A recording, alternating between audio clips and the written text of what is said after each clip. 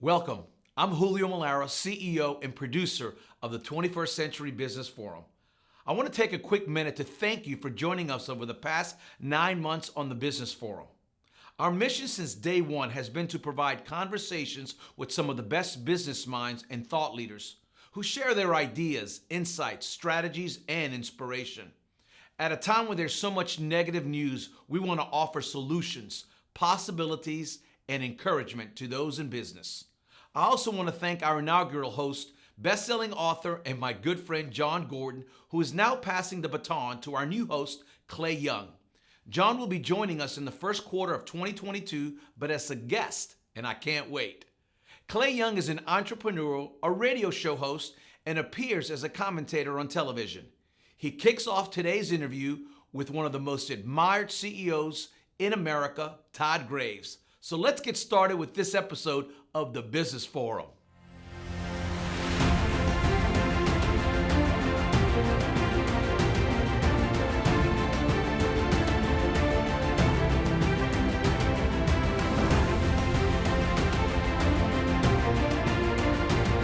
Good morning, everyone, and welcome to the 21st Century Business Forum. I'm your host, Clay Young.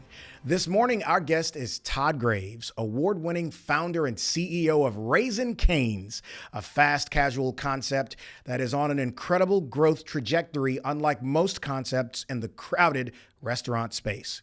His company has more than tripled in size in just 5 years, and in early 2020, Forbes reported the restaurant's average unit volume exceeded that of McDonald's. At the time, 3.6 million compared to 2.8 million for McDonald's.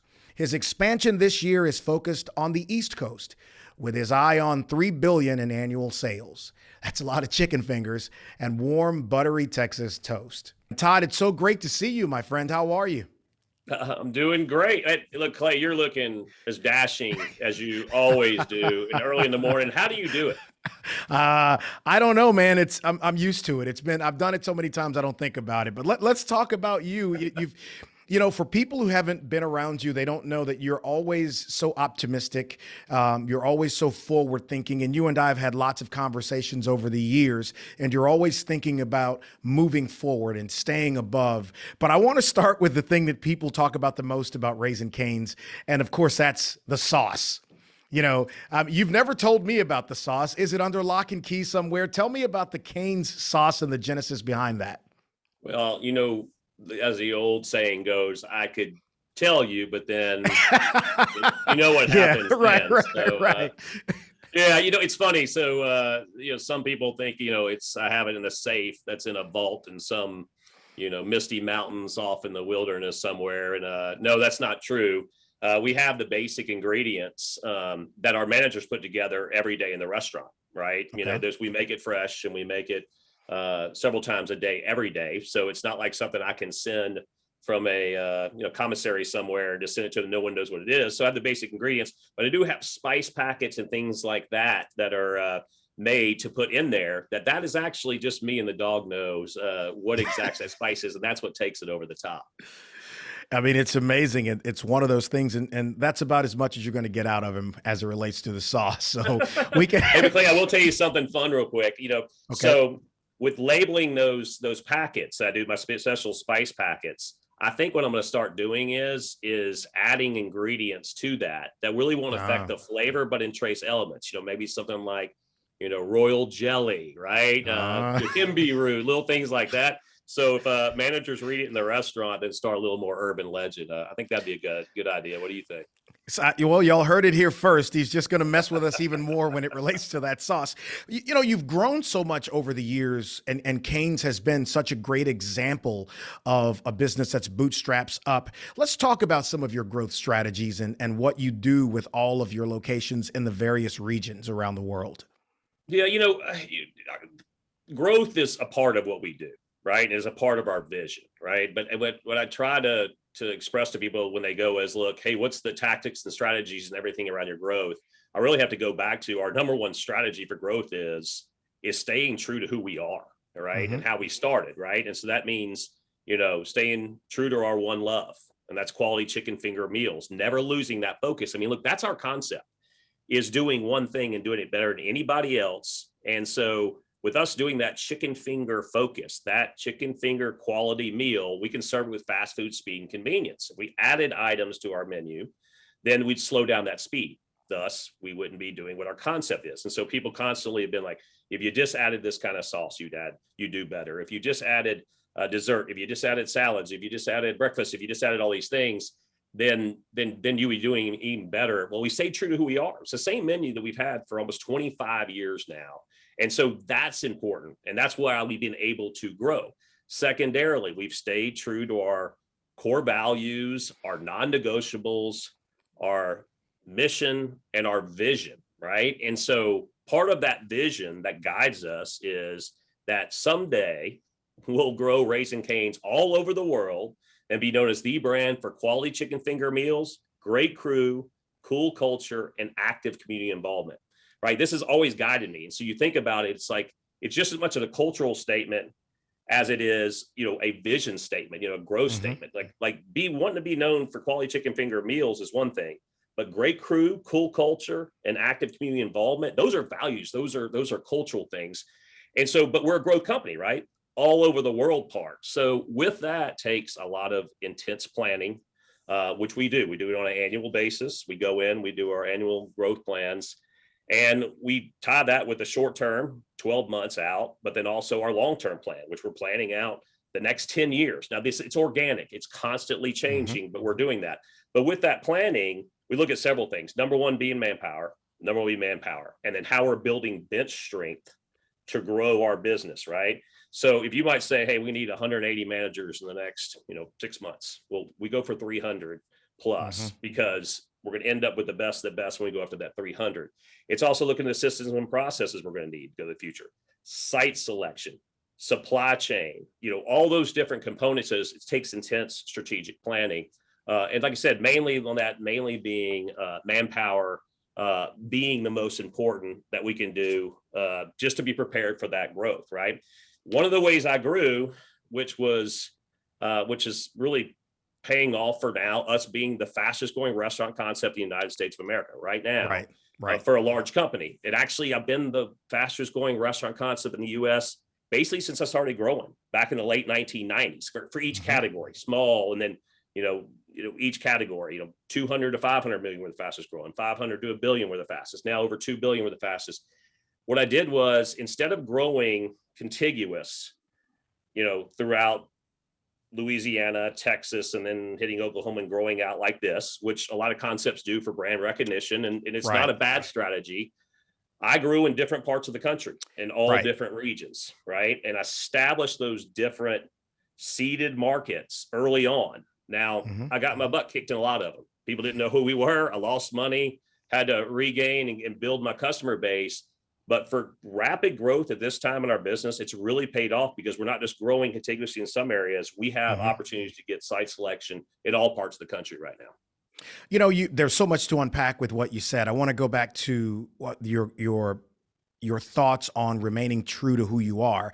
Our audience, as you know, is business people, people who are rising on the C-suite level. So really double down on not being distracted or pulled away from who you are as a business owner and what your product or service is, and why deviating could water down what you do. Yeah, absolutely. I mean, it's really, there's two things been the key to our success: is knowing who we are and staying to our values, and then really focusing on our crew, our customers, and our community. I mean, it's really is that simple. Now, it's a lot of hard work that goes with that. But, I would encourage anybody in business or any other organization to find your one love. My one love's chicken fingers, right? And I strive to be the best at that, the best at chicken fingers, better than anybody else. And so finding your business's one love and focusing on that. What do you do exceptionally well? And focus on that, and then execute it every day in, day out, execute it. That's how you win. That's really how you win. Understanding what you're good at, not trying to be all things to all people is so important, because if you try to be, all things to all people, you're not anything to anybody, right? It's what are you good at? What can you do exceptionally well? Focus on that, and then deliver that. Execute. So I'll just tell you, in my 25 years of business, which is crazy, we're just about to hit our 25th birthday, is I have been, up to just recently, have been, given advice by the so-called experts. And these are people trying to give me good advice, right? It's not like they're trying to do anything. They're just trying to help. But I mean, I can't tell you how many times it's like, you can't keep going just that kind of menu. Well, no, this is what our concept is, right? It's our one love. And that's what makes us special. Well, you might be able to do it in Louisiana, but you can't do it in Texas. Well, then, now you can do it in Texas, but you're never gonna be able to do it out West. Well, you're not gonna be able to do it in Midwest. You're not gonna be able to do these things here. And sticking to those guns is really, really what has made it successful. And look, when I tell you about this stuff too, is we're able to, instead of spending time working on different things like menu items or different things to basically cannibalize our own business, we're actually can concentrate on the things that matter. Our team, right? Our customers and our communities. I can spend that time doing that. So I think that temptation is constantly there to get off what you're good at. And I've seen it happen 1,000 times. I would say 1,000,000 times, right? Yeah. You have to stick to it. You have to know who you are and you have to stick to it. It's interesting. That's a perfect segue into what I want to ask next. And that's about the culture inside of your restaurant, the customer service aspect of Raising Cane's, kind of like a Chick-fil-A. It's above peer. And you never go to a Raising Cane's without someone who is perky and fired up to meet you. And they've got one of these things that they'll say to you when you're in the drive-thru. Tell us about that, your secret to mastering the customer service experience and making every visit to a Raising Cane's memorable. Man, well, you're making me happy and proud, and and that's what I get from people just constantly. And I love bragging on my crew. People get very surprised when they ask me, "Hey, you got to pay your people a lot more than your competitors because they're so friendly." And they're happy being there. I mean, it has to be because you pay them more. I'm like, no, I don't pay more than our competitors. I mean, they're like, what? Well, then why are they so happy? And look, my answer to that is because I care about them. I genuinely care about them, right? And so, look, I'm the original fry cook and cashier, right? It's on my sleeve. It's true, folks. And he has more than one of those shirts because I think only twice have I seen you not in a polo for Raising Cane's since That's all I wear. I'm constantly wearing the brand. They may be some Raising Cane's pajamas for that same reason. My title on my business card, founder, chairman, CEO, fry cook, cashier. Look, it comes down to, look, customer service. We have all of our tactics because we're operators. Look, I mean, I built this business inside and out. And since then I brought great people in there, even better operators than me.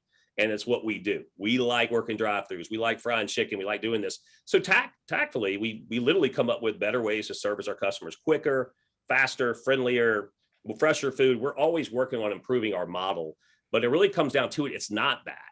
It comes down to it is for great customer service, right? Customer service, we think we should serve our crew members who are serving those customers, right? They know that I care about them. And then when I say me, I'm talking about me and all the other restaurant leaders in our company. We care about them. We know the job's tough, but if we make the job fun, it's going to be a fun job. We're going to work hard. We're going to be on our feet all day. We're going to do the same thing we do every day, but we're going to do it with a smile on our face and we're going to enjoy ourselves. We're going to appreciate our customers' dollars they're spending with us, because then we all have a job.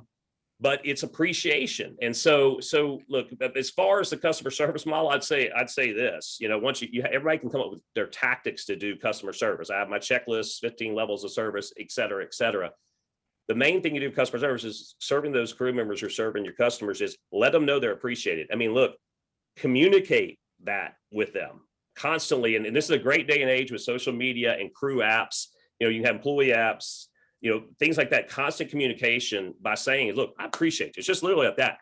We're doing great. I appreciate you so much. Secondarily, show them by doing stuff for them, right? Like literally, I created a program, Clay, called Cane's Love. And it's its own department in Raising Cane's. It's staffed with a whole bunch of people. And the whole purpose of it is crew member respect, recognition, rewards. I mean, literally, it's down to how we're going to constantly show those crew members how we appreciate them. And look, it goes from very simple things like making them a ghost pop at Halloween and that's a whole nother story, something simple as that, to giving 10-year awards and everything else that goes with it. But crew member appreciation is our secret to customer service. Well, I want to stay on that just for a second. You've built a big operation with stores in so many places, but you've got an amazing team. So how do you stay with the connectivity between your belief system, your team, and the managers and the crew members on the ground actually touching the customers every day? Yeah, I mean, that's the key, right? I mean, it's a total key. So look, I got were voted or ranked by my crew members as top 100 CEO in the United States of America, but multiple years, right? What an incredible honor, man. That's 100 of all business categories. That deal is, but like, I can't take credit for that because I don't see my 40,000 crew members. They see me on a video and I travel my restaurants, but it's all because those restaurant leaders that I partnered with in each one of those locations shares in my same values. It shares in my same non-negotiable, shares in the vision, the mission, and they're intrinsically motivated like I am. Intrinsically motivated, meaning we're the first place where most people go get their first job, right? We have a great platform to teach values, work hard, but have fun, give back to your community, earn your money, all those great things you can do there. Intrinsically motivated means how much we give back to our communities. And so with that, I can continue to have Raising Cane's culture. Not only in the United States, we're having the same culture in the Middle East, the same culture, but our partner in the Middle East shares the same values that Todd Graves does and Raising Cane's does. So to do this, we have to be extremely, extremely diligent with recruiting. I mean, like, it takes us twice as long to recruit somebody that we do in the normal industry, because to hire somebody, because we're so guardians of that, the philosophy, they have to be aligned with us. There's also attribute testing. You can actually see attributes that line up on personality testing to see if you're aligned as well. And so that's not to make a decision. It comes with a lot of interview process. Like I said, we take twice the amount of time normal restaurants do in interviewing, but it can narrow down. If you have 1,000 people to look at, it can narrow it down to like 750, right? Because at least you're in the ballpark, because some people aren't motivated the same way. Some people are motivated more by title and more by money and more of those things. And we have all that stuff too. But to work in restaurants, and it's a 24/7 deal, you know what I mean? It's a tough business. You got to be a part of something of purpose that's greater than that. But the key to our culture and our growth is having those restaurant partners and all those the restaurants, those trade areas, and they're really the Todd Graves of their trade area. Well, to that point, the pandemic starts last year. You're down 30%. By the time the year is over, you're up 10%. And you've got this mantra of no crew left behind. I want to hear more about that. Yeah. Look, that was a tough time for all businesses when it came out.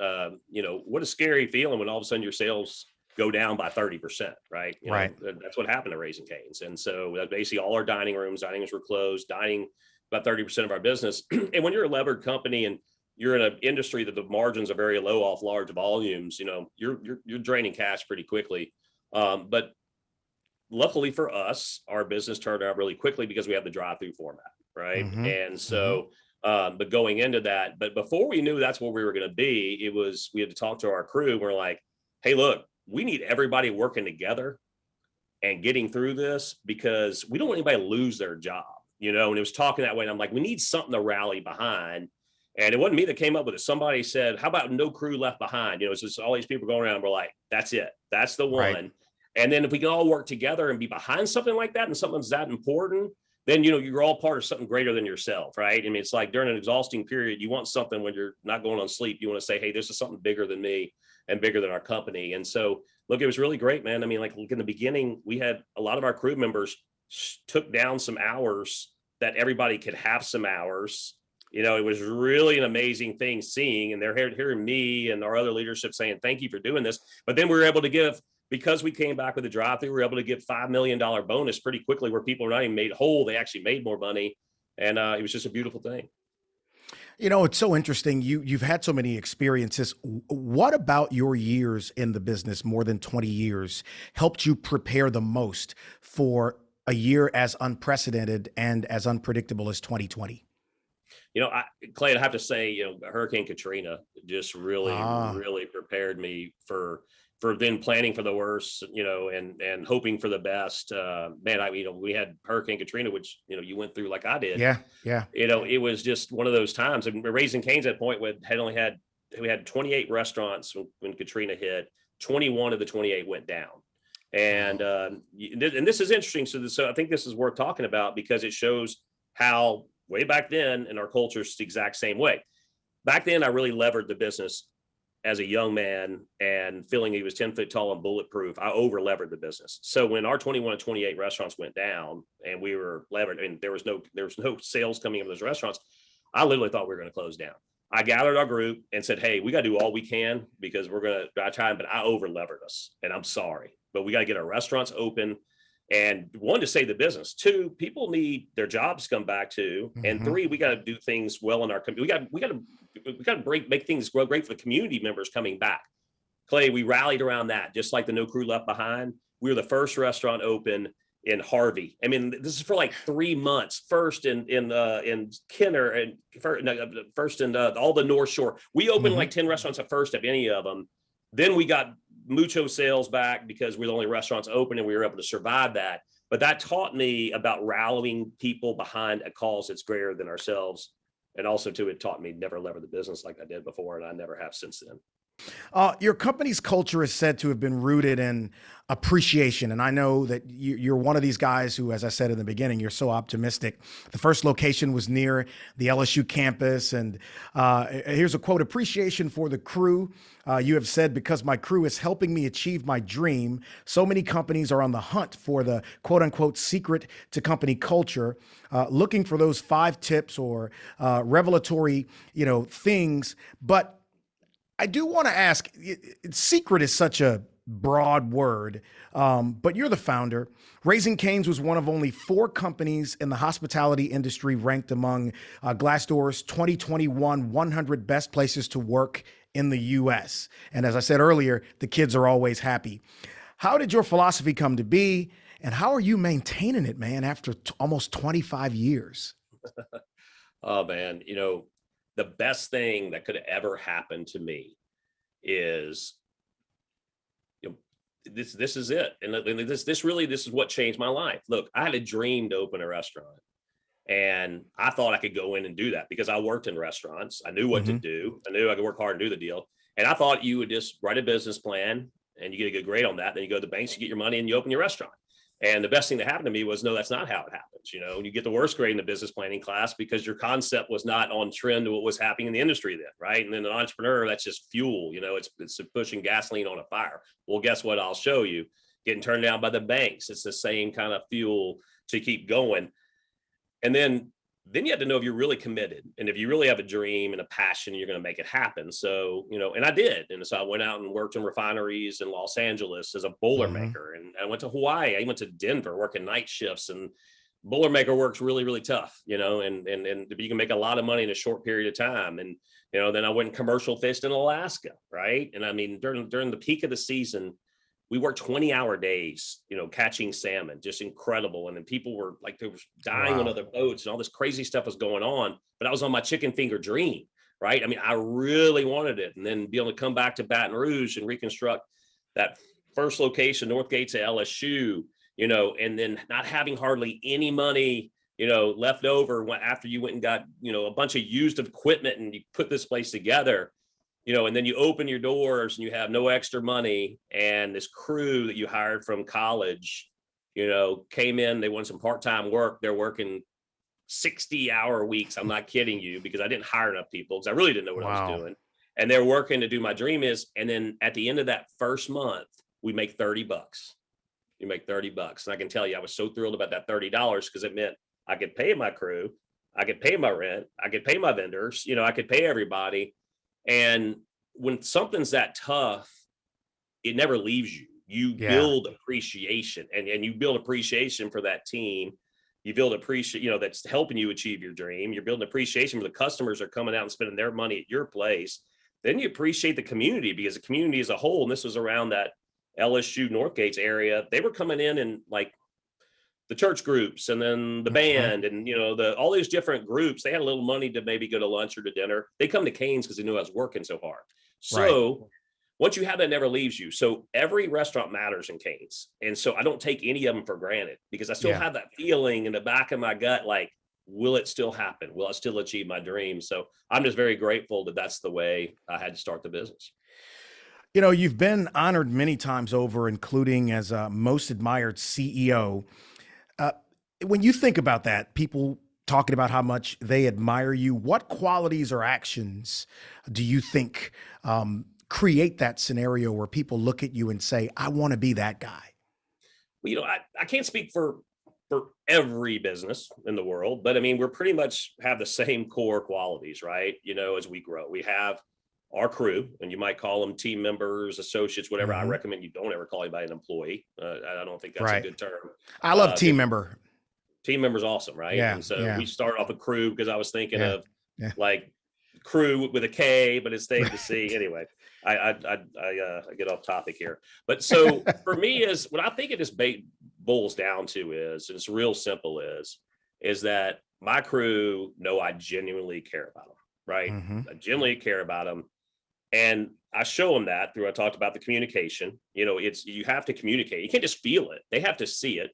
And then the things that I do for them, you're right. And then also too which this is a big one, is they know I'm working hard.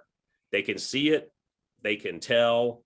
And so they know I'm working hard to make their job better, for them to take care of our customers better. And so those initiatives that I do, it's my focus. My crew is my number one focus. So as far as from the crew member and the awards I get as most admired CEO, I think it's those things. And because I do those things, right, they know I care about them. I communicate it and then also show them. and with everything I do is they trust me. Right. And then if you trust somebody and they know you're working hard, it's that component to make their job easier. They're very loyal and then they work hard. And so I just think it's that. Right. And I think if I lost any of those components, like if I didn't get down to the details on, what the Thanksgiving recipes are going to be this year that we send out, or what's actually going to go in the prize packet during Easter, that I actually pick out the prizes, I actually do all that because I want them to know I care about you. I don't want to go down to some committee and someone else might not care. Right. If I ever lost any of that, then I think our culture would suffer. So what entrepreneurs or CEOs do you admire the most and why? Man, I admire so many, from smaller business to large, but, I'm a restaurant operator, so I always look to my own industry. And two people I really look up to. One's Andrew Churn with Panda Restaurant Group. And, Andrew and his wife, Peggy, came over from China with Andrew's father, didn't speak a lick of English. They come into LA and they start a restaurant called Panda Inn. It's still there. It's like gourmet Chinese. It's amazing. Andrew and Peggy thought of, hey, how about we do, which became Panda Express, like a more of a quick service format of this. And they started and grew, and they've got 2,500 locations now. It's incredible. They're company owned, like mine. And what I love about them is they care about their crew. It's the same values, right? Care about their crew, work hard operations. They love what they do. It's not about a paycheck. It's about doing something special, right? And then what they give back. And but I love Andrew. But Andrew's, he's in his 70s, and man, I had trouble keeping up with him. Like we go to markets and seeing Cane's and seeing Panda Express. It's like boom, boom, boom, boom, boom. And I'm like, that's who I want to be like. I want to be in the 70s. I might not retire, but it's not in my thought. It's like, I want to do what I love. And so that's inspiring to me. You know what I mean? And I also can talk about a lot of mistakes he's made, in his 70s. Like I can tell people, I'm in my 50s now, the mistakes I've made. We kind of all learn from each other. And that's what we do. Second one, Muhammad Al Shaya, who's my partner in the Middle East, MH Al Shaya company. His family was original, not from oil. They were actually traders along the path through Kuwait, right? We have these wonderful pictures of this trade route with camels taking goods and services. So he understands business from that end. And he has, over 100 different concepts and builds the big malls in the region. But I'm really aligned to him because he's into the details, and he puts what he needs behind everybody's concept that he franchises. And so since then, when we share those values, we've always been to work great together. But what he does in the region was important to me. He's like, getting look, when I first went to Saudi, women didn't drive, and he was part of working to say women need to drive. We need Saudis in the workforce. We need locals. Sure. All these things I'm seeing that's happened over this past decade of working with him. It's great seeing that. So he's someone I look up to because he had those values and he had these aspirations to help his community, but he's really seen it through in a big way. As if being a CEO of a hugely successful company wasn't enough, you're also a television star, believe it or not. How do Secret Millionaire and Restaurant Recovery fit into the, quote, secret sauce? And what did you learn doing these shows? I don't know if I'd say television star, but I definitely was in television. I got this funny story. I got called early on to be in a reality show called Gilligan's Island. Do you remember that one? Yeah. To be Thurston Howell, the millionaire. And I was like, no, that probably wouldn't make any sense. Then I got called to be on The Bachelor, and I was married, so that didn't make sense. Gwen was that not wouldn't have gone over that. well at all. No. Yeah, she said no. And then but then I realized what it was I was part of a cover story, an entrepreneur magazine called Young Millionaires, and it was like 30 of us in there. I wasn't even on the cover, but somehow my name came up with that. So when they're looking at these different reality shows, I came up Young Millionaire. I'm like, no, that's not what I'm about. I'm about chicken fingers and helping people.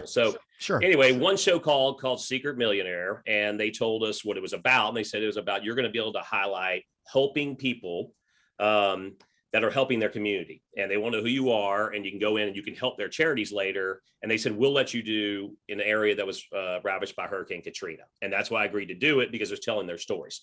Well, we did the show, and there's an overwhelming response for these community leaders. When every one of their charities, people from around the money saw the show, saw what they're about, sent money. So I really understood the power of television by doing this experience. So, fast forward all these years to 2020 and seeing how these restaurants were suffering during the pandemic, watching these independent family-owned restaurants that don't have a drive-through like I do, suffer and even close. And I was just like, we got to do something. I had power of television. I knew the power of television from doing it before. Created a series called Restaurant Recovery, where we went in and highlighted these independent family-owned restaurants to really show what struggles they go through to keep their restaurants open. People think, oh, look, this restaurant's packed. Well, it's only packed at lunch and dinner. And then, they really don't make much margins. And so, small business is the backbone of our community, right? And we got to remember to go shop there. We got to remember that. Look, Raising Cane's and Chains we have huge budgets. We got big fancy signs. We got advertising everywhere, right? Our ad budget's huge. And so we can grab your attention and remind you of us and go there. Well, the independent family-owned restaurant that's tucked away, you have to think about going there. And so I wanted people to see this, and it really help small business even more. Amazing people in 10 different markets across the country. I got celebrity friends like Snoop Dogg and Shaq, and even Rob Snyder came in to help.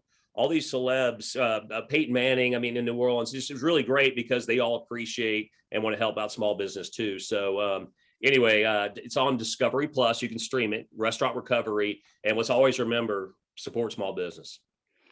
What advice would you give yourself as CEO if you were starting over again? I think I would tell myself, it's gonna pay off. All this hard work and risk and sacrifice is gonna pay off, because you're gonna be able to help people in a big way someday. You're gonna be able to do that. I think that would have made me sleep a little better some of those nights, and knowing when I had to miss that T-ball game, and because I had to be on the road working, Now I made half the T-ball games, but the other half I still wish I was there, right? And so it's like knowing that sacrifice later on can really do something really amazing for people. Look, I feel like we're just getting started now, but like on our 25th birthday, we're doing 25 million back into our communities. It's just like those kind of things. And as I keep growing the business, we're really going to be able to help people that need it, And so I think I would tell myself that, look, it's going to pay off. It's interesting. It's been a fast 30 minutes. So I want to ask you this. Yeah, right. What are 3 takeaways that you would give to our audience? This is an audience of business people in business or trying to get in. Are there 3 takeaways for the audience and getting into business? And are you going to tell us at all what's in the secret sauce? Well, that one I'm not. I think just from my perspective, I mean, three things that I think are just to show through my success and, what I do. And I guess three takeaways would be is one, talked about earlier, is find your one love, know what you're good at, don't be all things to all people, and then execute the heck out of that. Boom, boom, boom, boom, boom. That's been a winning success formula for me. Concentrating on your crew, your customers, and your community. I mean, focusing on that. Look, I spend most of my time on that, not the bottom line. Everything else that I have to do with my business to make it go, banking and financing and site selection and all the, everything else that goes with it. I'm involved with that and I'm into the details of that. But the majority of my business is all about crew, customers, community. I think that's been one other thing of our winning formula. Focus on those things more than you do the bottom line. And then last, I would just say, be fanatical. Okay. My favorite quote is, nothing ever happens unless someone pursues a vision fanatically. Okay. Nothing ever happens unless someone pursues a vision fanatically. And that's so true, right? And that's a Todd Graves original quote right there. Right. So look, it's just like, if you're fanatical, you can tell I'm fanatical about chicken fingers, but whatever you're fanatical about, whatever your business is, your organization is, be fanatical about it, man. Live it and do it. You can't be excited enough. You can't be too much into something, because if you want something to happen, be fanatical. Fantastic.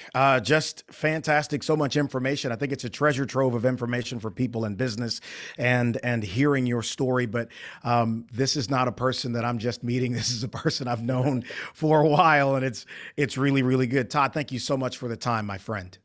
You too, Clay. Forward to seeing you soon. I'd also like to thank all of you, our guests, for joining me this morning, and thank our sponsors for making this episode possible. Please join us next month when our guest is Dollar Shave Club founder Michael Dubin. He's considered by many to be one of the most innovative marketers in the direct-to-consumer sector. He landed millions of subscribers when a hilarious YouTube video in which he appeared went viral in 2012. And 5 years ago, he sold the company for $1 billion to consumer products giant Unilever. I'll see you then.